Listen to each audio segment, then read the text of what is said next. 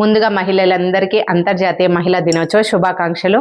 ఒక మహిళ అనుకుంటే సాధించలేనిదంటూ ఏదీ లేదు. ఒక కుటుంబాన్ని చూసుకోవడంలో, తన బాధ్యతలు నిర్వర్తించటంలో మహిళ పాత్ర అయితే ముందుగా ఉంటుంది. ప్రతి విషయంలో కూడా తనే ముందడుగు వేస్తుంది.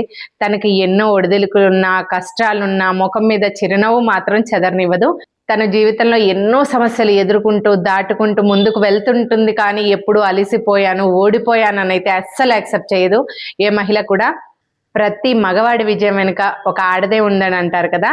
ప్రతి మగవాన్ని ముందుకు నడిపించే ఒక కనిపించని శక్తి ఏదైనా ఉందంటే అది మహిళ మాత్రమే.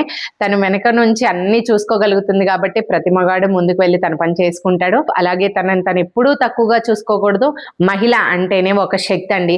ఒక తల్లిగా, ఒక విద్యార్థిగా, ఒక భార్యగా, ఒక ఆఫీస్లో వర్క్ చేసే ఉమెన్గా అన్ని రంగాల్లో ముందే ఉన్నారు ఆడవాళ్ళు. ఇప్పుడు ఎందులో తక్కువ లేరు.